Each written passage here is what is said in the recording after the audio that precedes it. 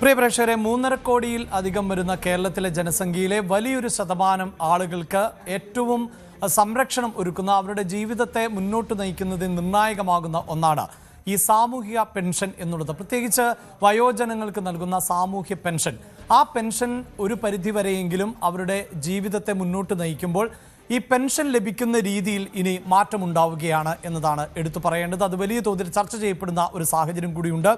പ്രത്യേകിച്ച് കഴിഞ്ഞ സർക്കാരിൻ്റെ കാലഘട്ടത്തിൽ ഈ പെൻഷൻ എന്നത് വീട്ടിൽ നേരിട്ട് ലഭിക്കുന്ന ഒരു സാഹചര്യം ഉണ്ടായിരുന്നു. അത് സഹകരണ ബാങ്കുകൾ വഴി ഏജന്റുകൾ മുഖേനയാണ് വീടുകളിലേക്ക് നേരിട്ട് നൽകിയിരുന്നത്. എന്നാൽ ഇപ്പോഴിതാ സർക്കാർ നിർണായകമായൊരു തീരുമാനമെടുത്തിരിക്കുന്നു. ഇനി കിടപ്പ് രോഗികൾക്ക് ഒഴികെ ആർക്കും വീട്ടിൽ നേരിട്ട് സാമൂഹ്യ പെൻഷൻ നൽകേണ്ടതില്ല എന്നുള്ളത്. ആ തീരുമാനത്തിലേക്ക് പോകുന്നതിന് കാരണങ്ങളുണ്ട്. ആ കാരണങ്ങളെ ചൊല്ലിയാണ് ഇപ്പോൾ വിവാദം കനക്കുന്നത്. അതിലേക്ക് പോകുന്നതിന് മുമ്പ് ഈ പെൻഷനുമായി ബന്ധപ്പെട്ട മറ്റു ചില വിവരങ്ങളൊന്ന് പങ്കുവയ്ക്കാം. കേരളത്തിൽ നിലവിലെ കണക്കുകൾ അനുസരിച്ച് 53 ലക്ഷം ആളുകൾ ആണ് സാമൂഹ്യ പെൻഷൻ വാങ്ങുന്നത് എന്നതാണ് എടുത്തു പറയേണ്ടത്. അതിൽ തന്നെ വീട്ടിൽ നേരിട്ട് പെൻഷൻ സ്വീകരിച്ചിരുന്നവരുടെ എണ്ണം എന്നത് 23 ലക്ഷം എന്നതാണ്. ഇതിൽ ആണ് ഇനി മാറ്റമുണ്ടാകാൻ പോകുന്നത്. അതായത് ഈ 23 ലക്ഷം ആളുകളിൽ കിടപ്പ് രോഗികൾക്ക് ഒഴികെ മറ്റുള്ളവർക്ക് ഇനി വീട്ടിൽ നേരിട്ട് പെൻഷൻ ലഭിക്കില്ല. അവർക്ക് ആധാർ ബന്ധിപ്പിച്ചിട്ടുള്ള ബാങ്ക് അക്കൗണ്ടിലേക്ക് നേരിട്ട് പണം എത്തും എന്നുള്ളതാണ്. ഈ 23 ലക്ഷം ആളുകൾക്ക് എങ്ങനെയാണ് പണം വീട്ടിൽ എത്തിച്ചു നൽകിയിരുന്നത് എന്നതാണ്. ഈ സഹകരണ സംഘങ്ങൾ വഴി സഹകരണ ബാങ്കുകൾ വഴിയാണ് ഇവർ പെൻഷൻ വിതരണം ചെയ്തിരുന്നത്. 1625 സംഘങ്ങൾ മുഖേന ആണ് 23 ലക്ഷം ആളുകൾക്ക് നേരിട്ട് വീടുകളിലേക്ക് പണം എത്തിയിരുന്നത്. അതിനുവേണ്ടി സംസ്ഥാനത്ത് 5000-ലധികം ഏജന്റുമാർ ആണ് പ്രവർത്തിച്ചിരുന്നത് എന്നതാണ് കണക്കുകളിൽ നിന്ന് മനസ്സിലാക്കാൻ സാധിക്കുന്നത്. ഇങ്ങനെ ഏജന്റുമാരും സംഘങ്ങളും പ്രവർത്തിക്കുമ്പോൾ അവർക്ക് ഒരു നിശ്ചിത തുക നൽകേണ്ടതായി വരാറുണ്ട്. ഏജന്റിന് 25 രൂപ ആണ് നൽകിയിരുന്നത് ഒരാൾക്ക് ഈ പണം എത്തിച്ചു നൽകുന്നതിനുള്ള പ്രതിഫലം എന്ന നിലയിൽ. അത് ഇൻസെൻറ്റീവ് എന്ന നിലയിൽ നമുക്ക് കണക്കാക്കാം. അതോടൊപ്പം തന്നെ സഹകരണ സംഘത്തിന് 5 രൂപയും. അപ്പോൾ 25 + 5 30 രൂപയാണ് ഇതിനു വേണ്ടി ഒരാൾക്ക് വേണ്ടി മുടക്കേണ്ടതായി വന്നിരുന്നത്. ഇപ്പോഴത്തെ സാഹചര്യത്തിൽ ഈ കിടപ്പ് രോഗികൾ ഒഴികെ മറ്റാർക്കും വീട്ടിൽ പണം എത്തിച്ചു നൽകേണ്ടതില്ല എന്ന് സർക്കാർ തീരുമാനിക്കുമ്പോൾ ഉയരുന്ന വിമർശനം ഇത് വലിയ തോതിൽ പ്രതിസന്ധി സൃഷ്ടിക്കുന്നു എന്നതാണ്. അതാർക്കൊക്കെയാണ് എന്നതാണ്. ഒന്ന്, അംഗപരിമിതർ ആയിട്ടുള്ള ആളുകൾക്ക്. അവർക്ക് ഈ തുക ബാങ്കിൽ പോയി എടുക്കേണ്ടതായി വരും. അതല്ല എങ്കിൽ ATM മുഖേന പണം സ്വീകരിക്കേണ്ടതായി വരും. അതിന് അംഗപരിമിതർ ആയ ആളുകൾക്ക് കൂടുതൽ അധ്വാനവും ബുദ്ധിമുട്ടുമൊക്കെ ഉണ്ടാകും. അംഗപരിമിതരിൽ പലരും വലിയ തോതിൽ പരിമിതി ഉള്ളവരാണ് എന്നത് നമ്മൾ ഓർക്കേണ്ടതുണ്ട്. ചെറിയ പരിമിതികൾ അല്ല. അങ്ങനെയുള്ളവർക്ക് ബാങ്കുകളെ ആശ്രയിക്കുക, ATM-ൽ പോകുക എന്നത് ബുദ്ധിമുട്ടുള്ള കാര്യമാണ്. മറ്റൊന്ന് അവശർ ആണ്. അതായത് പ്രായാധിക്യം കൊണ്ട് ഈ ബാങ്കുകളിലോ ATM-കളിലോ ഒക്കെ പോകാൻ പറ്റാത്ത ആളുകളും അവശരായിട്ടുള്ള ആളുകളുമുണ്ട്.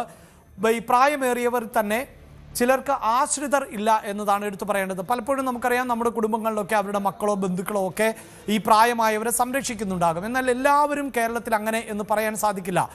വിശ്വസ്തരായ ആശ്രിതർ ഇല്ലാത്ത നിരവധിയായ പ്രായമായ ആളുകൾ കേരളത്തിലുണ്ട്. അപ്പോൾ അവർക്ക് ഈ പണം കൈപ്പറ്റണമെങ്കിൽ ബാങ്കിലേക്ക് അയക്കാൻ, ATM-ലേക്ക് അയക്കാനൊന്നും ആളുകൾ ഇല്ല. അങ്ങനെയുള്ള ആളുകളും ഈ നേരിട്ട് വീട്ടിലേക്ക് പണം എത്തുന്നില്ല. അതായത് അവർ കിടപ്പ് രോഗികളാകണമെന്നില്ല. അങ്ങനെയെങ്കിൽ അവർക്ക് പണം ലഭിക്കാത്ത സാഹചര്യമുണ്ടാകും. ഇനിയിപ്പോൾ മറ്റു ബുദ്ധിമുട്ടുകളൊന്നും ഇല്ലാത്തവരിൽ തന്നെ തൊട്ടടുത്ത്, പ്രത്യേകിച്ച് ഗ്രാമപ്രദേശങ്ങളിലൊക്കെ നമുക്കറിയാം, അങ്ങനെ നടന്നു പോകാവുന്ന ഒരു ദൂരത്തിലൊന്നും ബാങ്കുകൾ ഉണ്ടാകണമെന്നില്ല.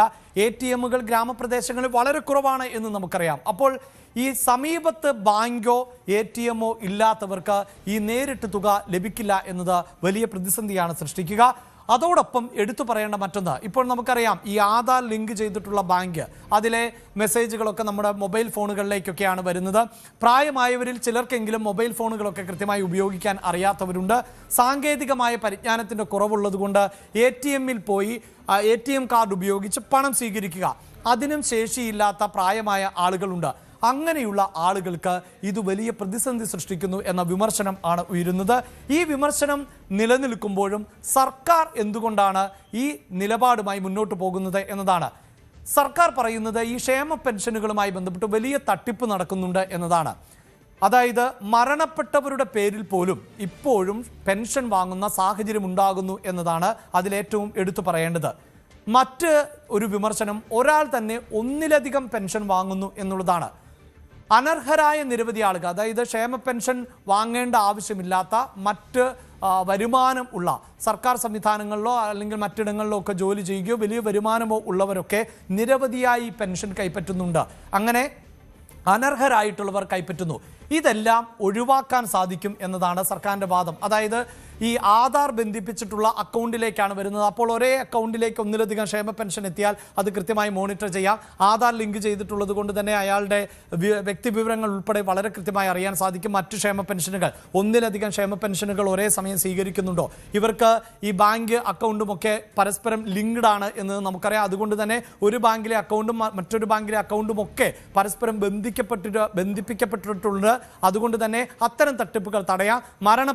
ആധാർ മരണപ്പെട്ടവർക്ക് വേണ്ടി നിർമ്മിക്കുക എന്നത് കുറച്ച് ശ്രമകരമാകുന്ന ഒന്നാണ്. അതുകൊണ്ട് മരണപ്പെട്ടവരെയൊക്കെ അതിൽ നിന്ന് ഒഴിവാക്കി തട്ടിപ്പ് പരമാവധി തടയാം എന്നുള്ളതാണ് സർക്കാരിൻ്റെ നിഗമനം. മറ്റൊന്ന്, ഈ സഹകരണ സംഘങ്ങളിലേക്ക്, സഹകരണ ബാങ്കുകളിലേക്ക് പെൻഷൻ തുക നൽകുകയും അതിൽ പെൻഷൻ തുക സ്വീകരിക്കാത്ത സാഹചര്യത്തിൽ ആ പണം തിരികെ നൽകുകയും ചെയ്യണം എന്നുള്ളതാണ്. പക്ഷേ പല സഹകരണ സംഘങ്ങളും ഇത്തരത്തിൽ തിരിച്ചടവ് വൈകിപ്പിക്കുന്നു ബോധപൂർവമായി എന്നുള്ളതാണ് സർക്കാരിൻ്റെ കണക്ക്. അതുകൊണ്ട് തന്നെ പെൻഷൻ കമ്പനിയാണ്, അത് പ്രേക്ഷകരെ ഓർമ്മിപ്പിക്കട്ടെ, പെൻഷൻ കമ്പനിയാണ് ഇത്തരത്തിലൊരു ആവശ്യം സർക്കാരിനോട് മുന്നോട്ട് വെച്ചത്. ഇത് നേരിട്ട് നൽകുന്നത് നിർത്തലാക്കണം, അതിന് പകരം ബാങ്ക് വഴിയാക്കണം എന്നുള്ളത്. മറ്റൊന്ന് ഇൻസെൻറ്റീവ്. ഞാൻ നേരത്തെ സൂചിപ്പിച്ചു, ഏജന്റുമാർക്ക് 25 രൂപ, സഹകരണ സംഘങ്ങൾക്ക് 5 രൂപ, അപ്പോൾ 30 രൂപ ഇൻസെൻറ്റീവ്. അത് 23 ലക്ഷം ആളുകൾക്കാണ് ലഭിച്ചിരുന്നത്. അത് കോടിക്കണക്കിന് രൂപ വരും. അപ്പോൾ ഈ ഇൻസെൻറ്റീവ് ലാഭിക്കാം എന്നുള്ളതാണ്. അതോടൊപ്പം തന്നെ കേന്ദ്ര സർക്കാരിൻ്റെ നിയമങ്ങളും ചട്ടങ്ങളും അനുസരിച്ച് പെൻഷൻ പോലുള്ള ആനുകൂല്യങ്ങൾ ഒരു കാരണവശാലും നേരിട്ട് കൊടുക്കാൻ പാടില്ല. അവിടെ വലിയ തട്ടിപ്പിന് സാധ്യതയുണ്ട്. അത്തരം കേന്ദ്രത്തിൻ്റെ പെൻഷനും ലഭിക്കുന്ന ആളുകളുണ്ട്. അപ്പോൾ ഇവയെല്ലാം ദുരുപയോഗം ചെയ്യപ്പെടാൻ സാധ്യതയുണ്ട്. അതുകൊണ്ട് കേന്ദ്ര സർക്കാരും ആവശ്യപ്പെടുന്നത് ഇത്തരം സേവനങ്ങൾ, അതായത് ഡയറക്റ്റ് സേവനങ്ങൾ ലഭിക്കുന്നുവെങ്കിൽ, നേരിട്ടുള്ള സേവനങ്ങൾ ലഭിക്കുന്നുവെങ്കിൽ അത് ബാങ്ക് ത്രൂ മാത്രമേ നൽകാവൂ എന്നത് ആണ് അവരുടെ ആവശ്യം. ആ ആവശ്യം കൂടി ഉറപ്പാക്കുമ്പോഴാണ് കേന്ദ്രത്തിൽ നിന്നുള്ള സഹായം സംസ്ഥാനത്തിന് ലഭിക്കുകയുള്ളൂ. അപ്പോൾ ബാങ്ക് വഴി, കിടപ്പ് രോഗികൾ ഒഴികെ മറ്റുള്ളവർക്ക് ബാങ്കുകൾ വഴി മാത്രം പെൻഷൻ നൽകുമ്പോൾ കേന്ദ്ര സഹായവും ഉറപ്പാക്കാം. ഇതാണ് സംസ്ഥാന സർക്കാരിൻ്റെ അവകാശവാദം. അതേസമയം ഈ സൂചിപ്പിക്കുന്ന പോലെ അർഹതപ്പെട്ട നിരവധി ആളുകൾക്ക് ബുദ്ധിമുട്ട് നേരിടും എന്ന ആശങ്കയൊക്കെ നിലനിൽക്കുന്നു. കൂടുതൽ വാർത്തകൾക്ക് News 18 Keralam YouTube channel subscribe ചെയ്യുക.